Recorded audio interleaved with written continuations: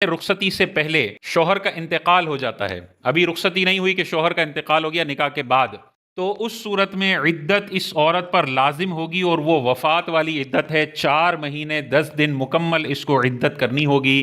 اور عدت میں جو چیزیں منع ہیں وہ منع ہی رہیں گی۔ سوگ کرنا ہے، زینت کسی بھی طریقے کی اختیار نہیں کرنی ہے، گھر سے باہر نہیں جانا ہے، اور کہیں اور نکاح کا پیغام قبول نہیں کرنا ہے اور نکاح نہیں کرنا ہے۔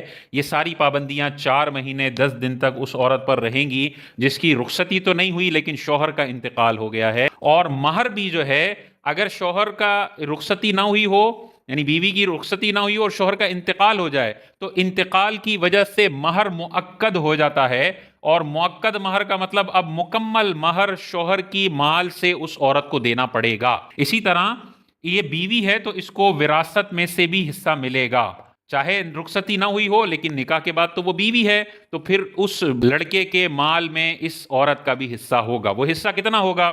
ان کی کوئی اولاد نہیں ہے تو بیوی کو ملے گا ربع۔ ربع کا مطلب ہے 1/4، یعنی جو مرا ہے شوہر، اس کی کل جائیداد جو اس کے انتقال کے وقت تھی، اس میں سے قرضے ہٹا دو، مہر وغیرہ ہٹا دو، بقیہ جو بچا اس کا 1/4 یعنی 25% اس بچی کو دینا یہ لازم ہے، یہ اس کی وراثت ہے۔ یہ تو وہ صورت ہے جس میں عورت کا کہ شوہر کا انتقال ہو گیا رخصتی سے پہلے، عدت بھی پوری ہے، مہر بھی پورا ہے، وراثت بھی ملے گی اس کو۔ رخصتی سے پہلے اگر شوہر کا انتقال نہیں ہوتا بلکہ وہ طلاق دے دیتا ہے، تو طلاق دینے کی صورت میں مہر کے کیس میں ہم دیکھیں گے کہ رخصتی تو ابھی تک نہیں ہوئی لیکن ان کے درمیان کوئی خلوت صحیحہ ہوئی ہے یا نہیں ہوئی ہے۔ خلوت صحیحہ کا مطلب یہ ہوتا ہے کہ یہ لڑکا اور لڑکی تنہائی میں ایک ہی کمرے میں اس طرح موجود ہوئے ہیں کہ ہم بستری کرنے میں ان کو کسی بھی طرح کی شرعی اور کوئی بھی رکاوٹ نہ ہو۔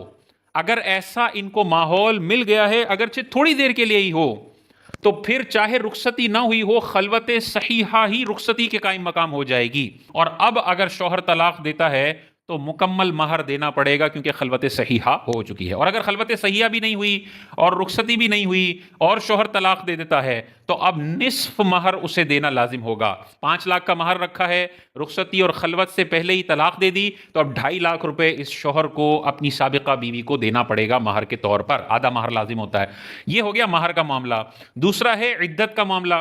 عدت میں بھی وہی صورتحال آ جائے گی، اگر رخصتی نہیں ہوئی لیکن خلوت صحیحہ ہو گئی ہے تو اب خلوت صحیحہ ہی رخصتی کے قائم مقام ہوتی ہے۔ اب اگر طلاق دیتا ہے شوہر تو طلاق والی عدت اس عورت کو کرنی پڑے گی، اور وہ 3 حیض ہے۔